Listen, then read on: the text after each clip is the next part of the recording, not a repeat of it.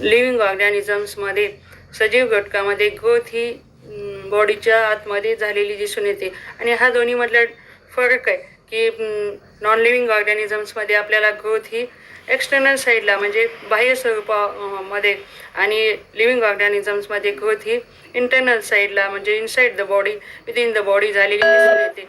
आणि त्यावरनं मग हा लिव्हिंग ऑर्गॅनिझम आहे की नॉन लिव्हिंग ऑर्गॅनिझम आहे हे आपण नॉन लिव्हिंग थिंग्स आहे हे आपण या उदाहरणात ती सांगू शकतो. Therefore, these examples non-living things whether growth is found.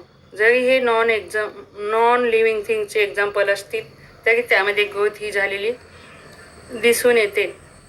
This growth and development at certain point of time become stop की काही कालावधीनंतर ग्रोथ म्हणजे वाढ आणि विकास ही लिव्हिंग ऑर्गॅनिझम्समध्ये आपल्याला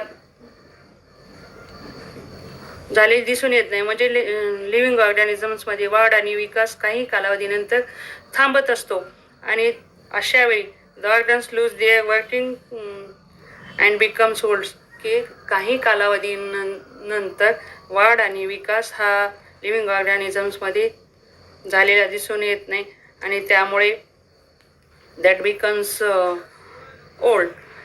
अँड सेकंड कॅरेक्टर्स आपल्याला माहीत आहे. फर्स्ट कॅरेक्टर्स ग्रोथ डेव्हलपमेंट आणि यानंतरचा कॅरेक्टर्स हा रिप्रोडक्शन म्हणजे प्रजनन हा आहे की ज्यामध्ये विनो आपल्याला माहीत आहे की लिव्हिंग ऑर्गॅनिझम्समध्येच फक्त रिप्रोडक्शन ही प्रोसेस होत असते. This is found only in living organisms and this living organism they can reproduce.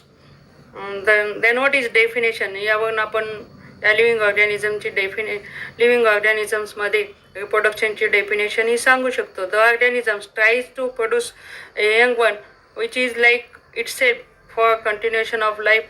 This process is called as reproduction. स्वतःचं अस्तित्व टिकवून ठेवण्यासाठी स्वतःच दुसरा जैविक घटक तयार करणे या प्रोसेसला काय म्हणायचं रिप्रोडक्शन किंवा प्रजनन. हे रिप्रोडक्शन आणि प्रजनन हे दोन पद्धतीनं होत असतं. आपल्याला माहीत आहे this organisms can reproduce sexually asexually लैंगिक पद्धतीनं आणि अलैंगिक पद्धतीनं अशा या दोन पद्धतीनं हे रिप्रोडक्शन होत असतं. But there are some examples. पण अशी काही जैविक घटकांची एक्झाम्पल्स आहेत की ज्यामध्ये रिप्रोडक्शन ही प्रोसेस होत नाही. There are some examples of living organisms which do not reproduce. जरी काही लिव्हिंग ऑर्गॅनिझम्स मध्ये रिप्रोडक्शन ही प्रोसेस झालेली दिसून येत नाही. For examples mules and sterile worker bees. Mules म्हणजे खेचर आणि स्टराईल वर्कर बीज म्हणजे मधमाशाच्या पोळ्या आहेत. त्यामध्ये आपल्याला माहिती आहे 3 प्रकारच्या पोळ्या असतात. एक कामकरी माशा मधमाशा, दुसरे क्वीन आणि तिसऱ्या प्रकारचं किंग की यामध्ये किंग आणि क्वीन या रिप्रोडक्शन ह्या प्रोसेसमध्ये भाग घेत असतात. पण स्टराईल वर्कर बीज दे cannot reproduce yet they are living. जरी हे म्युल्स आणि स्टराईल वर्कर बीज हे लिव्हिंग ऑर्गॅनिझमचे एक्झाम्पल असतील तरी त्यामध्ये रिप्रोडक्शन ही प्रोसेस होत नाही. हे आपण या उदाहरणात अंती सिद्ध करून दाखवू शकतो. Then therefore this reproduction cannot be defining factor in between living and non-living organisms. या रिप्रोडक्शन या प्रोसेसद्वारे किंवा ही जी काही प्रोसेस आहे प्रजनन की या प्रोसेसच्या आधारे हा ऑर्गॅनिझम लिव्हिंग आहे आणि हा नॉन लिव्हिंग आहे हे आपण सिद्ध करून दाखवू शकत नाही. कारण आताच आपण पाहिलेले म्युल्स आणि स्टराईल वर्कर बीज if they are example of living organism but they do not reproduce. जरी हे लिव्हिंग ऑर्गॅनिझमचे एक्झाम्पल असतील तरी त्यामध्ये रिप्रोडक्शन ही प्रोसेस होत नाही. आणि अदर कॅरेक्टर्स की ग्रोथ डेव्हलपमेंट रिप्रोडक्शन मेटाबॉलिझम किंवा दुसरा characters response. Other characters which is found in living organism that is response. साधाला प्रतिसाद हा मिळत असतो. आपल्याला माहिती आहे की सजीव घटकामध्ये साधाला प्रतिसाद मिळत असतो. म्हणजे आपला हात विस्तवाच्या जवळ आपण घेऊन जातो का? घेऊन जात नाही. किंवा पिन जर आपल्या हाताला टोचवली, बोटाला पिन टोचवली तर बोट काय करतो आपण, हात काय करतो, मागे घेतो. This is one of the characters and that characters which is found in living organisms only. And these living organisms have ability to respond in surroundings for thermal, chemical, biological changes. ह्या साधारण प्रतिसाद ऊर्जेमध्ये, टेम्परेचरमध्ये, काही chemicals किंवा biological changes यामध्ये पाहायला मिळत असतो.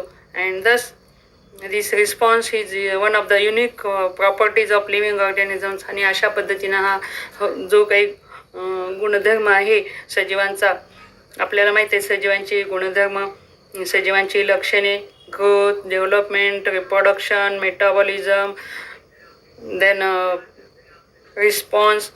दिस response is one of the unique properties of living organisms. आणि there is a interrelationship between living and non-living organism.